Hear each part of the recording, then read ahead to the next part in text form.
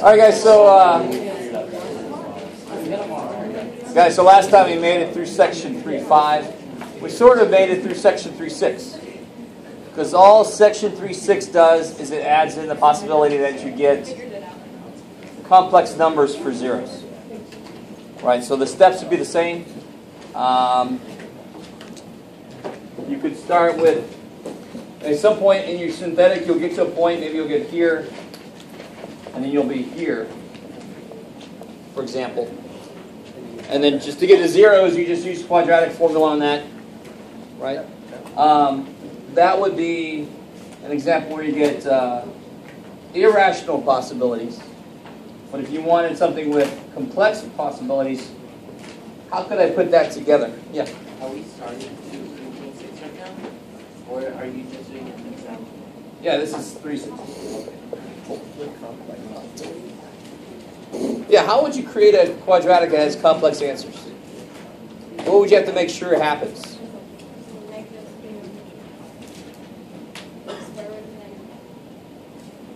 Okay, true. You want that to happen when you do what? Quadratic formula. So what's true in the quadratic formula? Where would something like that show up? Of course, under here, right?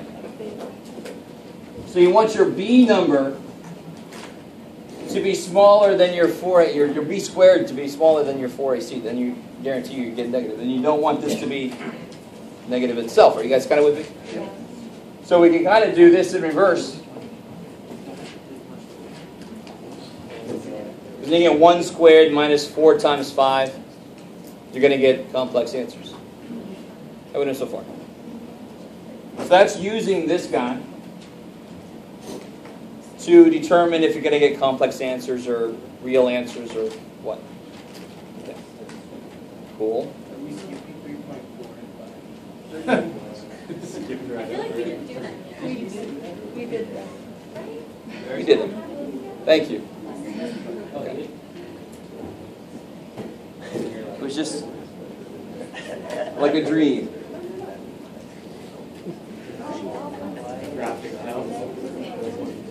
Yeah, just to remind you, 3.4 was where we first started making our big list of possible rational roots, right? 3.5 was just complex numbers, a plus bi, multiplying those and so forth. Okay, cool. 3.6 is really just 3.4 with complex numbers. So it's barely worth its own section, really. But they determined it was, so what the hell. One little thing that I want to make sure you guys understand. How do you factor this?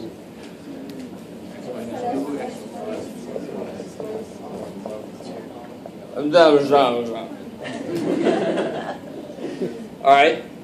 So you understand that? How do you factor this?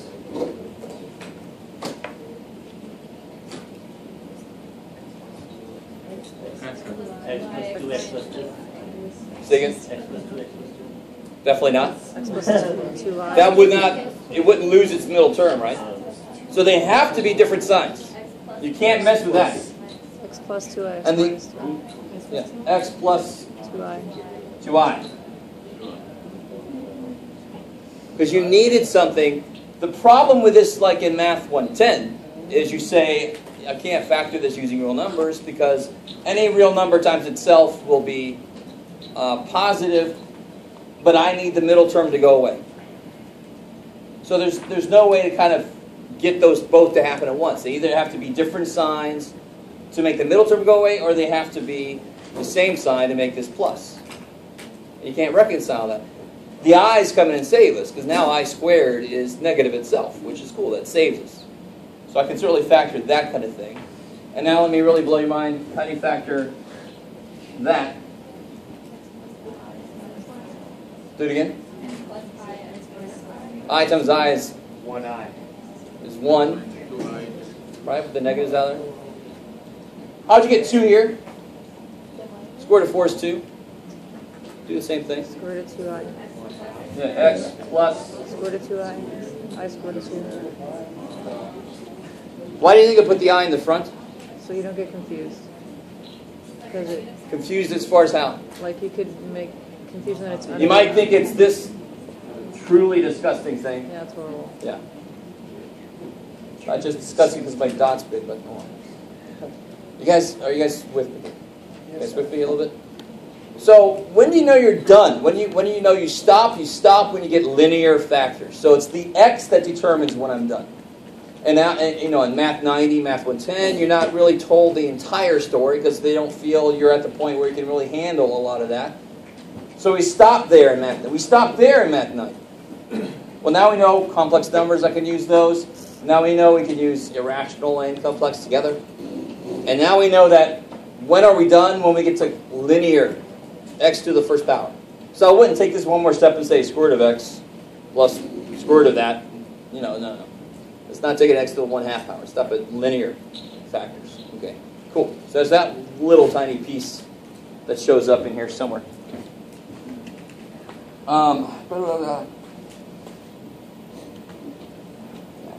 Okay, so that's basically 3/6. I mean, 3/6 really doesn't add too much to 3/4 except the complex. And I've told you this before. Let me give you some kind of problem that I love to give on a test. That should get some attention.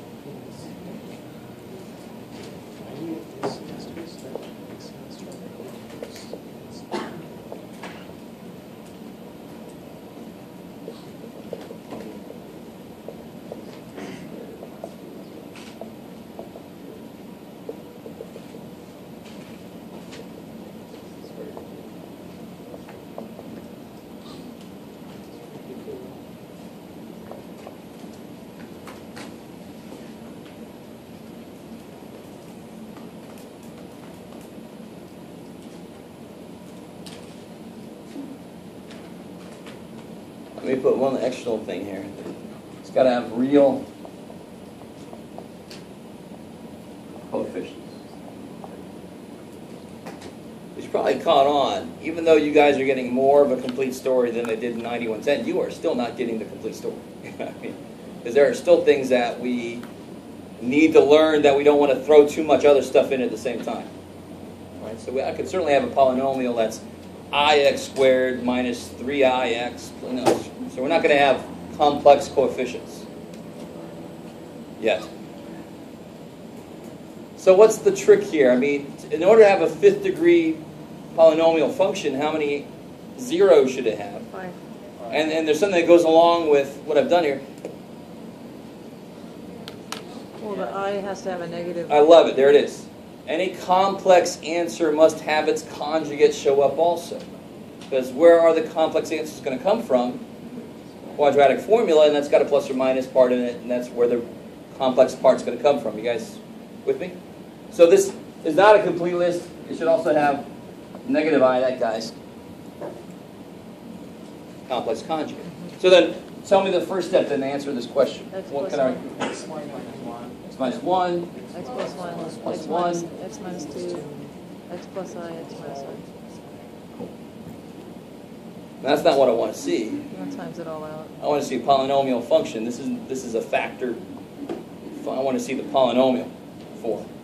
So that means you'd have to Factor it out. multiply this thing out. I'm not going to do it right now. I would not make you do that, actually. But the important thing is, when you do this, what's going to happen with the I part? It's going to go away. It's going to go away. So you're going to end up with real coefficients. That's the trick.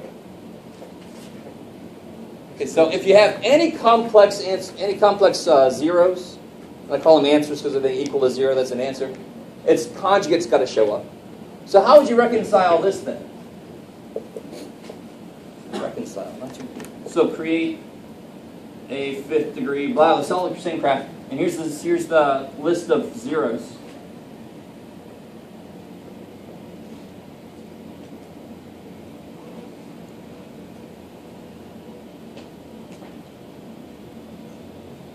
So this, you can take care of this in a slightly different way. There are no complex parts to this, so you can't just start throwing conjugates in. But what's the thing you should not forget about? There should be how many answers still? 5, and it looks like there's 2, but there's got to be 5, so how could I take care of this? There's a few different ways you can do this. Well, it must be square root of 2. So if I have x plus 1, that could show up maybe 2 or 3 times. 3 times. And then x minus 3 would have to show up Twice. Twice. Twice. Cool. So I'd have to obviously give some leeway. How do you know it's not the other way around? I don't. That's one possible answer. Another answer would be x plus 1 times x minus 3 to the 4th. Right? That's a fifth degree. Oh, I like that. You disagree? Yeah. I don't know. Aesthetically, that does nothing for it. Okay, then don't do that. I like that. All right, you guys cool with that? So it's two separate ways that they can throw you off when they give you, and there are some problems in the homework like this. But very often they like this one with the complex. They only give you one complex answer, so you got to. Oh, I got to get the other one in there. I don't know if they do this to you. Actually, I myself would probably do this to you. Okay. So anything left over from stuff up to yeah. So it says that you have to do the degree polynomial function. What does that look like? Yeah. So now once I multiply this out, I can just say f of x equals. Or if I prefer, I can call it p of x equals. Do we have to multiply that? Technically, yes. But I probably wouldn't word it like that on the test. Don't worry. Because that's busy work at that point. Yeah. Yes, sir. The sign changes because the cube was there on x plus 1 to whole cube. It has nothing to do with it. No. The question says we have to find the possible minus. What are the zeros of that? What are the zeros of that? Minus 1 plus 3. -1 plus a 3. You have to know. Yeah. I mean, I can't even be nice about that. Yeah? So the zeros of this are -1 and 3. And that's why, yeah. Because I know I change the sign when I look at that factor, right? So think backwards. Where would -1 come from? X plus 1. Just like having a -1 in the little penalty box for synthetic would relate to x plus 1. Same reason. Yep. Okay, cool. Interesting note. Like, oh, it's a weird day.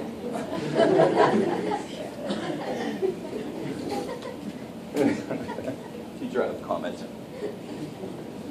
All right. So now, if there's nothing else up through 3.6, we are going to get into 3.7.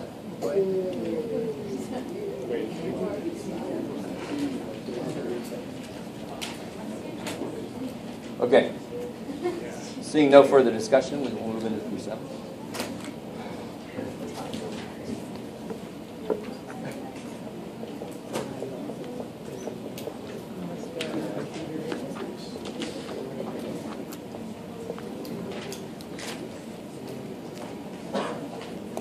Okay, so just remind me real quick, rational means? Ratio. If your faculty's about to, yes. A ratio of two things, so it's some kind of fractional thing. Of course, to be a rational expression or a rational function, you got to involve variables somehow. So the most basic, one of the most basic rational functions would be 1 over x, for example.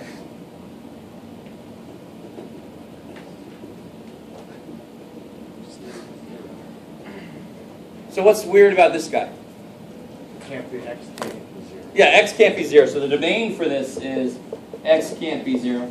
Somebody help me out. How do you figure out the range? Does somebody remember that? Minus b over 2.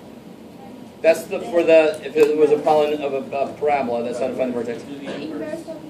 Yeah. So if I take y equal 1 over x, I can actually just solve for x. So what can y not be? 0. So the range is everything except 0.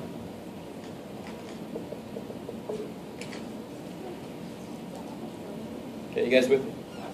So then what the hell would this thing look like? Well, I think we should all kind of know what this looks like, maybe. Yeah, it's a very basic, like, rotated hyperbola. We did a real quick XY table. If I plug in there 2, 1, 1/2, that might be all we have to do to really see what's happening. So if I plug a 2 in, what do I get? 1/2. I plug a 1 in, I get 1. Plug a 1/2 in, I get 2. So it's just the reciprocal function, so everything you plug in is going to reciprocate. So the closer you get to 0 as an input, the outputs are just going to go insane, aren't they? I mean, you know, if you try to plug in, so I can't hit 0. 0 is undefined. So, but I could do like 0.01. And this you should be able to use a calculator. What's 1 divided by 100th? 100. 100, yeah. So 0.001 would be 1,000 and so forth, right? Is that cool? So nothing amazing. And just the inverse happens as I go towards the y-axis. The same thing, kind of thing happens. So I get this type of shape. 1, 1, sort of. 2, 1/2, so forth. And then on the negative side, that negative sign is going to be there. So if I put in there negative 0.01, negative 0.001, the same thing's happening. If I put in there negative 1, I get negative 1. So the whole thing's kind of repeated just over on this side. And one place where we looked at this function was in relation to what process. Who remembers what was funky about this function? Where would you say there's some symmetry? There's obviously symmetry here, but there's also symmetry here. And what's important about this symmetry here? Well, it is 1-to-1, but that goes further. It is its own inverse. Right? We saw that before. If you reciprocate something and then reciprocate it again, hey, you're back to where you started. So it undoes its own self.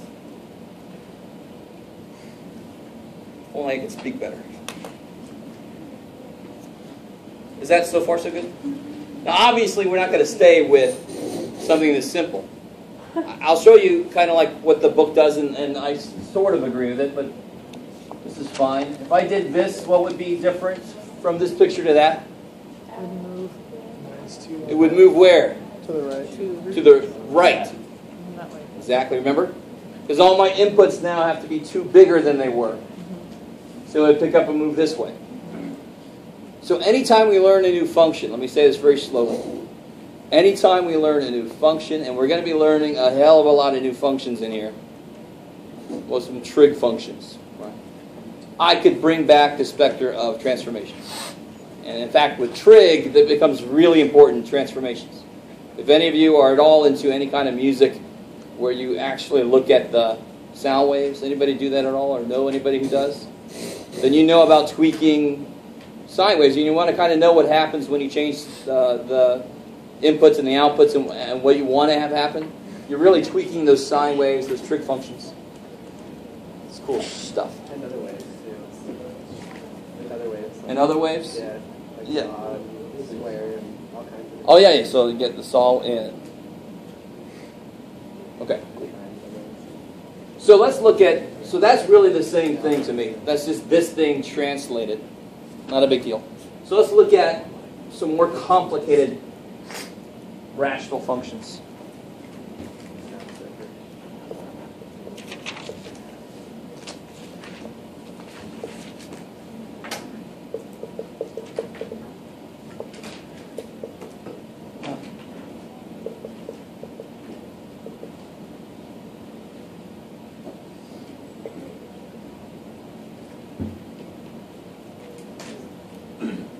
All right, so this is kind of like the next step up. This is not just the basic one translated at all. This is a new kind of thing. I wish I wouldn't have erased it at all. This is the basic graph. What do you call these things here, where it really gets close but it never quite gets there? Asymptote. I love it. So most of you guys know that.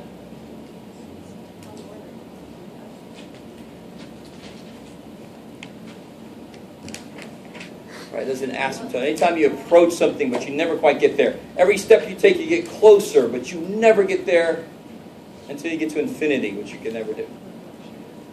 So here, why was there an asymptote here for this function? Because you can't touch 0. Why not? Because 0 is in the domain. 0 is not In the domain. in the domain. I love it. So it seems that these kind of walls, and I look at these as walls because you got to slam up against it, right? It's a trap. These kind of walls here come from the domain, come from the bottom. With me so far? So these kind of walls, these vertical walls, these vertical asymptotes, they come from the domain. And the domain is influenced by what's on the bottom. The bottom can't be 0. So where are my vertical asymptotes. Let's go with 0. X equals 0. Good, just set it equal to 0 and see what happens, right? And actually, even better than that, it's kind of the same idea, but what do you want to do with this first? Factor it up. Factor it. X plus 10x minus 2. So I got vertical asymptotes where? Negative 10 and positive 2. Be more specific. 110. I got a vertical asymptote at x equal to negative 10, Uh-huh. and a vertical asymptote at x equal to 2. So when you answer me, they actually have to have equations of lines. So we know that vertical lines have equation x equals a number.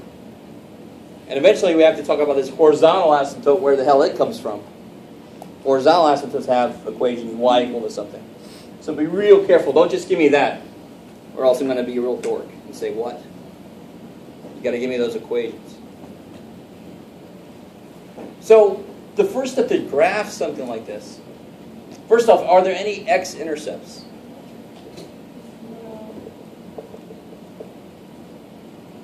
How do you know there are no x-intercepts here? I like it. She's holding up a graphic calculator. Because. But looking at this, what's the only way a fraction can be 0, which is where I'd find, well, I'm thinking ahead to y-intercept. Why does that have x-intercepts when you make x equal to 0? Am I thinking too far ahead here? I'm being silly. How do you get this thing equal to 0? What's the only way a fraction can equal 0? If the top is 0 and the top is always 1. Cool. So there are no x-intercepts. Cool. Now how about y-intercepts? Yes, set x equal to 0. What do you get? You get undefined. What are you talking about? Set x equal to 0. Oh, I'm sorry. 1 over negative 20. You guys see that? Okay. I know when we start seeing these rational expressions, our brain says 0 is a problem, 0 is a problem. That's true. Where the bottom is 0 is a problem. Not a value of 0 is a problem. But what makes the bottom 0 is a problem. We've already identified those things. So I could plug 0 in all day because it doesn't make the bottom 0. Cool. Okay, good, good, good. Maybe. So now I might have enough information to try to graph this thing. Let's see what happens. Got my y-intercept of negative 1/20th.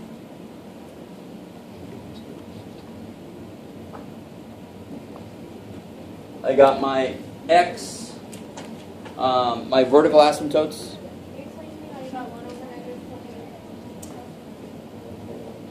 If you make x 0, it doesn't. Yeah. You're always going back. You're always going back to the original function. I know. Just that I don't like that part. So there you go.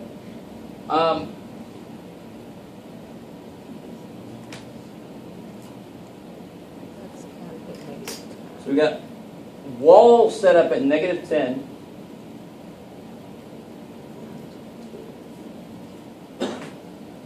And 2.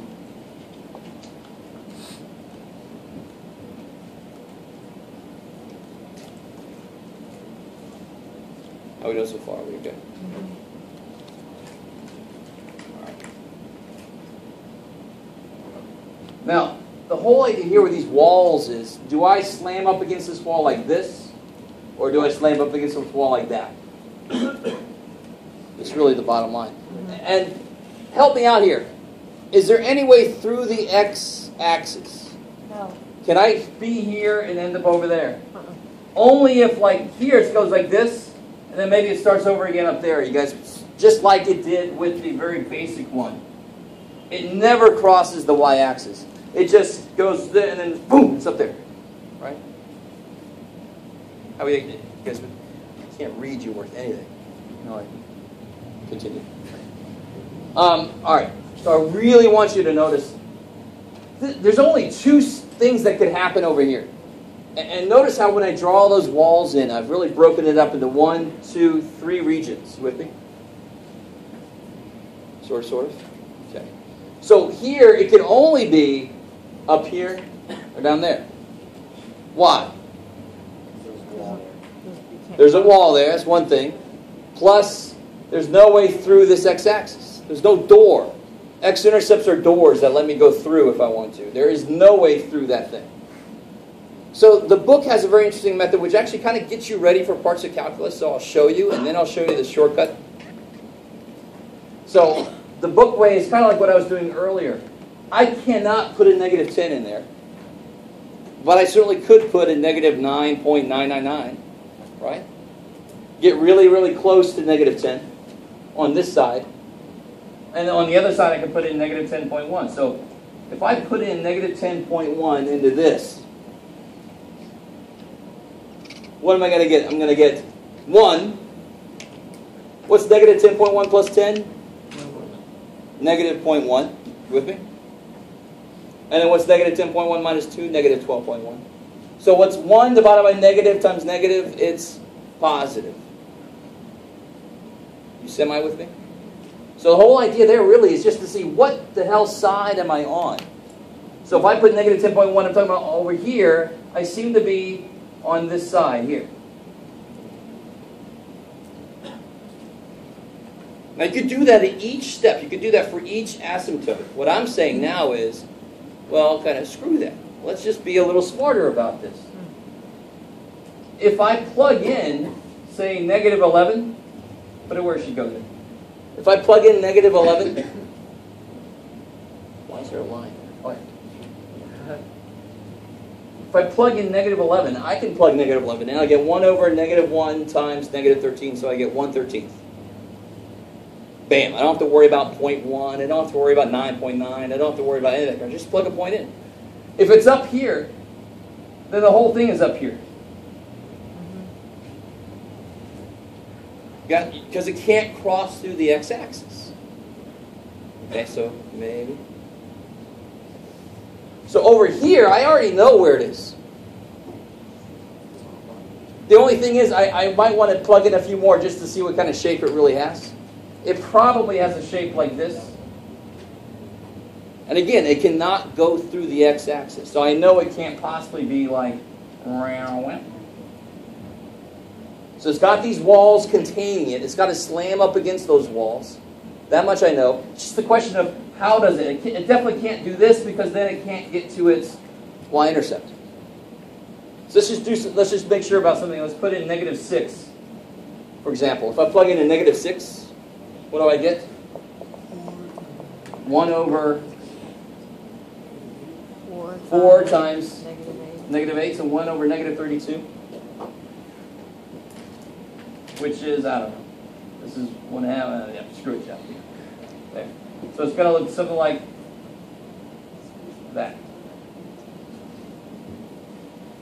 Now, the person who graphed in your graphic calculator, does that roughly look like what it is? That sucks. For me. That looks like what it is if you put it at the right scale. Well, if your scale has got to be, my scale is kind of large on the y, no, it's kind of small on the y-axis. Big steps. No, it can't be. It can't touch that. It looks just like It's touching it. It's just We'll graph it up here. And then over here, what's going to happen? How can I tell? What could it be? It could either be like this or like this. it's going to be like... Yeah, so if you plug in 4, what do you get when you plug in 4? You get 1 over 14 times 2. Which, more importantly than 1/28, it's positive. It tells me it's up here. Like that. Yes, sir. How consistent is it to be like, once I figured out that left one, being that the 1 over x is going to be like how those are symmetrical, like that, how consistent would it be for me to be like, well, that left one's like this, so I'm obviously going to do the horseshoe to hit my symmetry and do the top. Oh, that all depends on... see how this is basically like an even function here, primarily? So you got some kind of weird symmetry across here. I mean, so it could definitely be like this, and then down here also. It all depends on, and when you start throwing stuff up here, that's going to affect it too. So you can't reliably do that all the time. Yeah. Let me see if I can quickly do this. Oh, cool.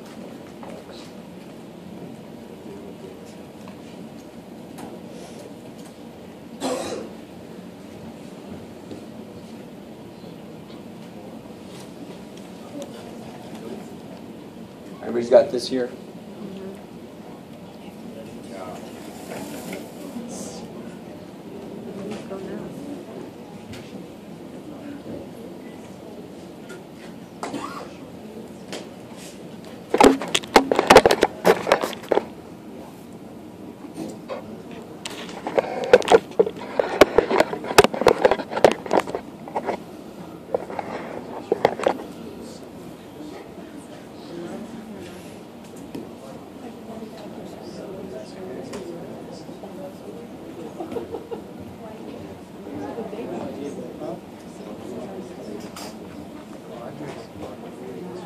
Go now.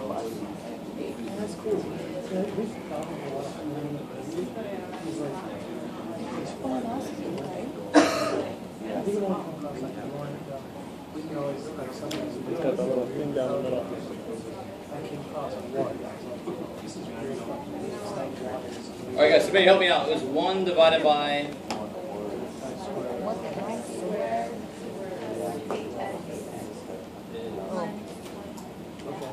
Cool. So our scale sucks right off the bat. Okay, good.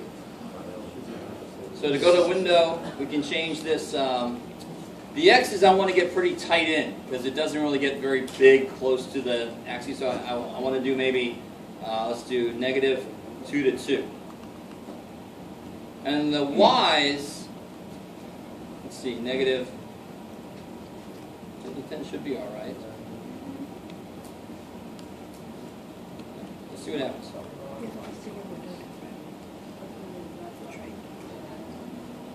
Oh, did I just do that the opposite way? Yeah. All right. All right. -10 to 10. I like how you wait. You're like, you'll get it. There we go. That's better. So of course I wasn't thinking about that last one because it was. I do want to make this less than -10 because I think we had a wall at -10. So maybe make this -13. You got the heart things in? Cool, man. Which, to me, is not terribly far away from what we had. Now, obviously, when I do mine, you can't possibly get it to be perfect. You don't know how tight, when you make this turn, you don't know how tight that turn is or how loose it is. Will we ever? Unless you plug in several more points. Calm down. I was just wondering, would we ever know how tight they're going to be? But then you said, as long as we're plugging more points. In calculus, you'll actually be doing a little bit of this kind of thing intensely for a while, but the calculus will make a lot of it easier. Because imagine, if I can figure out slopes very quickly, which is what calculus is for, then a lot of this graphic stuff is easier. Because then I know which direction it's headed, how quickly it's headed there. That makes it easier.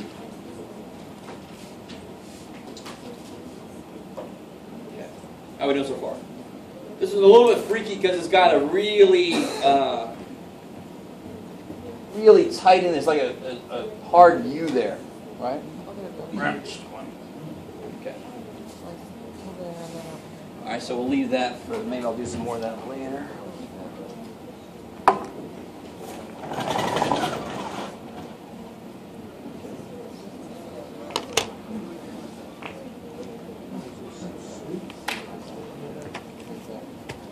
Now, I was waiting to see if anybody would question me about what I did there with the horizontal asymptote. What did you do there with the horizontal asymptote? There we go. Let's talk about that.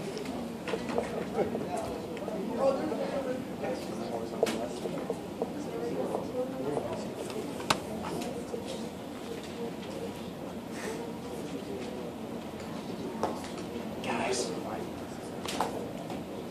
So there's really three things that could happen with a horizontal asymptote. It could either be, like the most basic thing here, you could either have an asymptote y equals 0. You could have an asymptote that's not 0. You can have an asymptote somewhere else.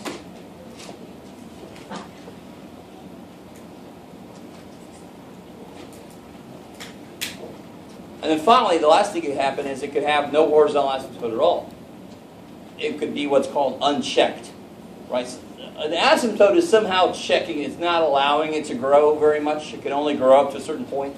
That's one way to look at it. So if there is no horizontal asymptote, there's no check on it. It can just grow like crazy, in which case it would actually be called a slant asymptote, which involves long division. That's in our future. Yay, there's the appropriation. So let's figure out there's three basic things that could happen. Let's figure out what to look for to tell us which of those situations we're in. So if I have, for example, let's just start with the one we sort of just did. So vertical asymptotes come from setting up walls where your x can't be. That makes sense. That's why I call them a wall. Because you can't go there. Oh shit, they got to do something else. Horizontal asymptotes aren't quite walls. They're more suggestions. They say eventually you have to start to come towards me. Eventually. As you let x get really, really, really big. Either big positive or big negative. So horizontal asymptotes are all about letting x go to infinity or negative infinity. So look at this one example here. If I let x get really crazy big, what happens to y? It gets small. So as x gets crazy big, y goes to 0. Okay. How are we doing with that? Is that cool? Okay, so that's easy enough. So to generalize this, though,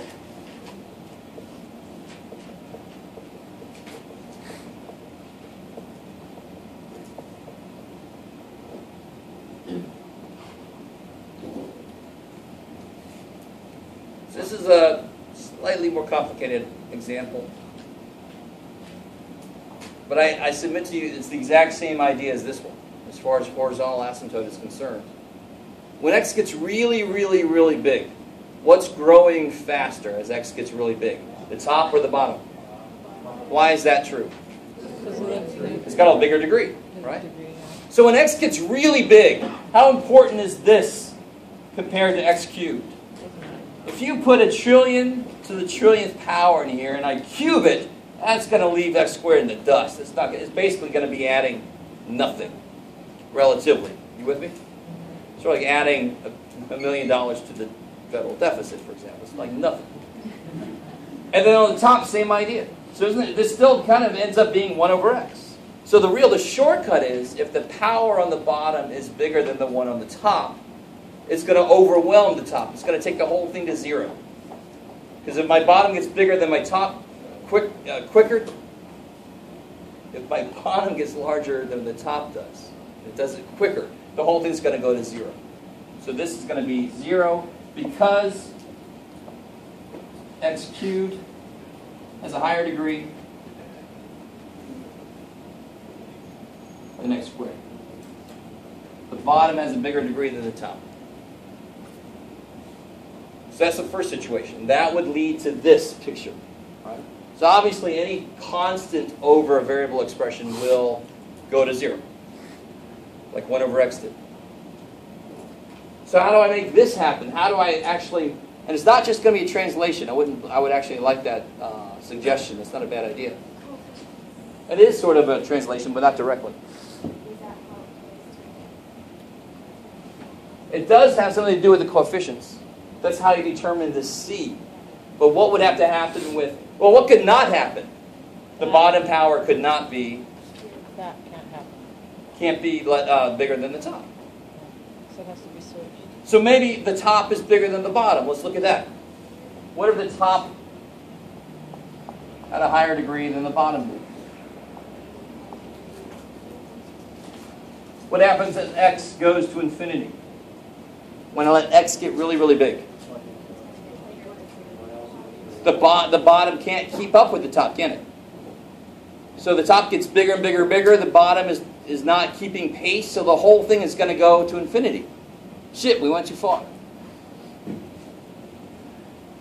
So there's no horizontal asymptote on that. Does that make sense? If the top degree is bigger than the bottom can't possibly keep it in check. It's just going to go to infinity. Because you let x get really, really big, these don't mean anything, then that's basically x. Y is going to go to infinity then as x goes to infinity. So then what's the happy medium? Yeah, if they're both the same power, they will be lockstep with each other. They'll kind of keep each other in check. One doesn't outpace the other one. So this is involved. This is obviously the situation I just erased down here. No horizontal asymptote. This would be a slant asymptote, which we'll do later. So if I had a problem like this,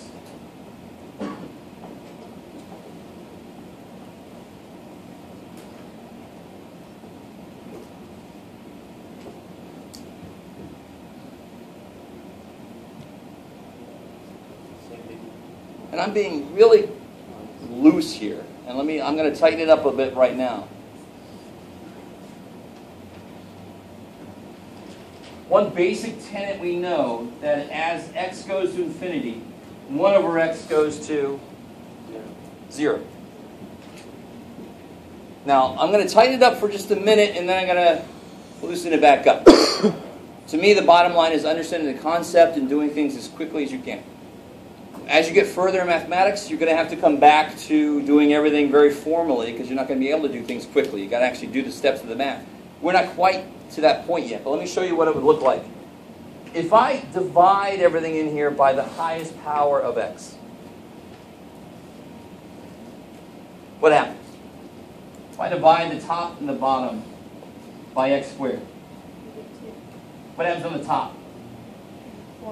1 minus 4 over x squared. 2 plus 6 over x. Minus 3. So as x goes to infinity, which pieces of this thing are going to go to 0? All the stuff with variables on the bottom, right? That's going to go to 0. That's going to 0. That's going to 0. So what's y going towards then? 1/2. Everything else went to 0, right? Y is approaching 1/2. Why the 2 is not going to 0? Because 2 is 2. 2 is 2? Yeah. I really want you guys to understand. I have no control right now over 2 and 1. The way I look at expressions is wherever there's a variable, I have control. Because I'm allowed to change that variable then. So I can't do a damn thing to the 1 and 2. But these guys, as x gets really big, they all go to 0. Because I'm dividing by bigger, bigger, bigger. They go small, small. Only the variables? See it? Only the variables are going to Because that's the only thing I can control. I can't say, let 1 go to 0. I can't do that. Yeah. So this is just 1/2. A more direct, kind of less rigorous way to do this is the way I was doing it earlier. When x gets really, really big, how important is minus 4? How important is 6x compared to 2x squared? So you cover all that, and what's that reduced to? 1/2. Okay, cool. And now the ultimate shortcut. If they have the same power on the top and the bottom, the asymptote y equals the ratio of the coefficients. And that's what you were talking about. So in this case, y equals, the coefficients to the highest degree is 1 over 2. So this would actually have an asymptote at 1/2. It would have an asymptote right there.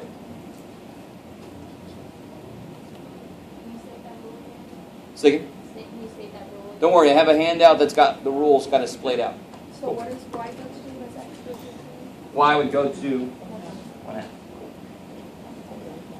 So let's do this. Let's take a break. I can see a lot of people starting to get that look like. So let's take a break. Let's come back at 10 after.